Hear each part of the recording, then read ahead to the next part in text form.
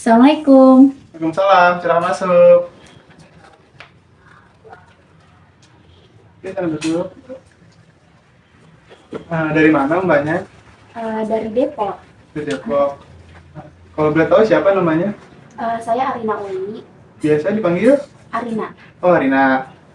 Baik, sebelum proses konseling ini dimulai, saya akan menjelaskan sifat dan proses konseling ini. Sebelumnya, saya ucapkan terima kasih kepada Mbak Arina karena telah mempercayai saya sebagai konselor. Sebelumnya, Proses konseling ini bersifat profesional. Jadi silakan saya untuk perkenalkan diri dulu. Nama saya Alfi Dwi Rizky Caputra, biasa dipanggil Pak Alfi, dengan memegang gelar konselor dari Universitas Indraprasta. Baik Mbak Rina, saya ambil minum dulu ya, bentar ya. Ya.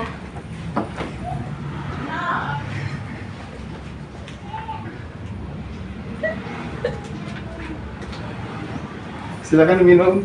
Terima kasih Pak. Ya. Baik, tahu tempatnya dari siapa? Dari teman saya Pak. Berarti kamu tahu tujuan kamu kesini mau ngapain? Iya Pak. Untuk konseling ke Bapak. Ya, sebelum proses konseling ini dimulai, jadi sifat konseling ini bersifat pribadi. Jadi Mbak Arina nggak usah takut kalau rahasia atau apapun itu disebarluas karena kita menyimpan kepribadian.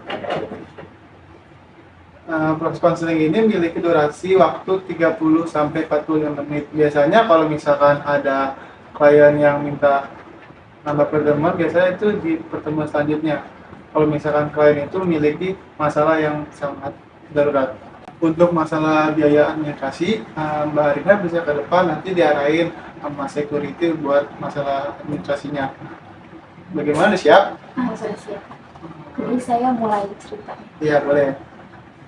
Jadi sebenarnya ini masalah ini sih hubungan saya dengan kuliah saya.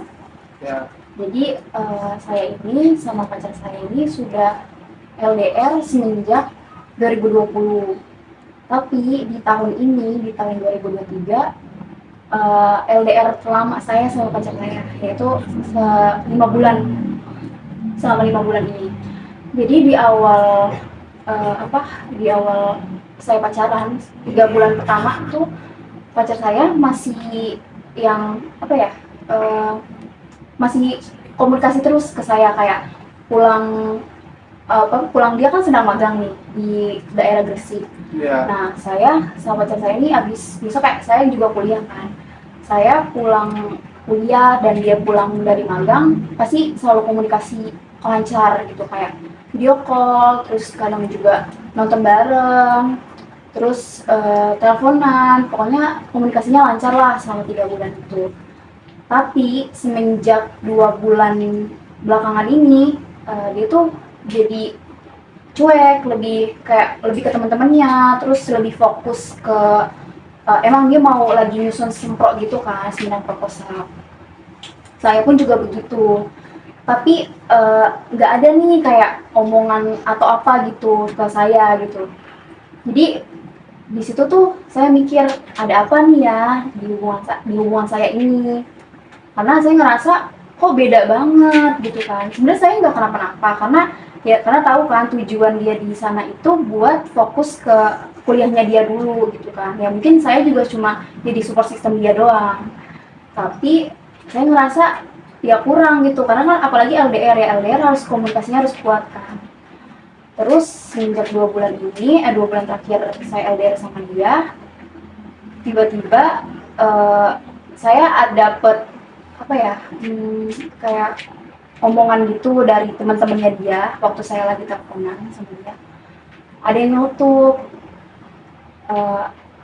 itu pacar siapa lagi, cewek siapa lagi katanya gitu. Kemarin bukannya beda lagi ya, yang kemarin makan bareng tuh siapa gitu kan. Terus dia langsung ngelak, enggak kok, pacar saya cuma satu di Jakarta katanya gitu. Kata pacar Mbak Arina? Iya, kata pacar saya. Terus saya jadi kayak mikir dong, apa sejak 2 bulan terakhir ini apa emang dia main di belakang, karena udah bener-bener gak fokus ke saya gitu, nggak bisa komunikasi juga nggak lancar gitu kan. Jadi disitu udah kebuka nih, apakah dia main di belakang gitu kan. Katanya fokus buat semprot, tapi kok ada main di belakang gitu kan. Terus ya udah, terus setelah 5 bulan ini saya ketemu lah sama dia. Ya. Terus pas awal ketemu beda sifatnya. Jadi setelah 5 bulan saya ketemu sama dia, tapi di situ saya ngerasa kalau sikap dia tuh berbeda. Iya. Menurut Bapak, kenapa ya seperti itu? Kenapa pacar Mbak Arina bisa seperti itu? Apa sebelumnya Mbak Arina udah menanyakan kamu sibuk apa hari ini? Maksudnya apa yang kamu sembunyiin? Maksudnya si pacar Mbak Arina apa yang disembunyiin pacar Mbak Arina gitu? Udah, kata dia nggak ada. Ya, dia cuma bilang fokus buat sempro dan fokus buat kuliah sama megang dia. Jadi kan posisinya kan Mbak Arina kan kayak curiga kan pada pacarnya. Apakah Mbak Arina udah menemukan bukti kalau misalkan pacar Mbak itu melakukan hal yang tidak diinginkan Mbak Arina? Ada, ini saya mulai cerita lagi ya Kak. Iya. Jadi bukti yang tadi Bapak tanya itu sebenarnya ada dari pas waktu saya ketemu, ada bukti chatan dengan cewek lain tapi sama dia dihapus. Jadi kayak saya buka HP-nya dia, terus saya buka chatan, ada pesan masuk, tapi atasnya itu udah dihapus gitu loh, chatan sebelumnya udah dihapus sama dia. Jadi saya ngerasa apa selama ini yang saya rasa kayaknya dia itu sebenarnya iya. Dan setelah saya nemu bukti itu, dia benar-benar minta buat putus. Nah, berarti pacar Mbak Arina langsung memutuskan Mbak Arina di saat bukti itu udah jelas. Apa tidak ada hal lain itu yang buat pacar Mbak Arina pengen sama Mbak Arina lagi gitu? Tapi di situ dia bilang putusnya sih buat dia fokus ke sempronya. Padahal selama ini juga saya fine aja gitu, benar-benar kayak ya udah kalau misalnya mau lagi fokus ya udah nggak apa-apa, yang penting kayak hubungin aja kalau misalnya ada senggang atau gimana. Dan ini tuh dia nggak ngomong kayak, maksudnya dia nggak ngomong kayak gitu loh. Ya terus setelah itu saya gue lupa. Oke. Nah setelah itu saya tetap nggak mau buat putus sama dia. Terus setelah ketemu saya, besokannya baliklah dia ke tempat kuliahnya di Surabaya. Nah itu di situ tuh bikin mengganggu pikiran saya Pak. Dan saya kan juga lagi fokus buat sempro juga, terus buat skripsi dan lain-lain. Benar-benar omongan dia ini nih kayak apakah benar gitu untuk mengakhiri hubungan ini gitu kan, setelah 5 tahun saya menjalani hubungan sama dia. Nah di situ saya jadi kepikiran dan berimbas ke kuliah saya. Jadi banyak banget kayak tugas-tugas kuliah saya yang seharusnya saya mulai lagi bimbingan nih, misalkan jadwal bimbingan, jadi saya schedule gitu loh Pak, karena saya belum ngerjain karena kepikiran semua omongan dia gitu Pak. Jadi menurut Bapak gimana?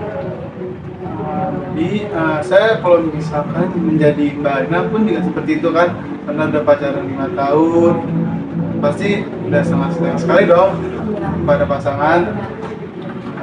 Kalau menurut saya sih ya, Mbak Arina coba memikirkan hal lain.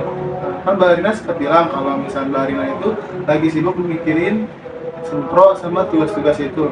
Bagaimana Mbak Arina mikirin karir Mbak Arina dulu? Soalnya percintaan itu kan bisa dicari dengan orang lain ya.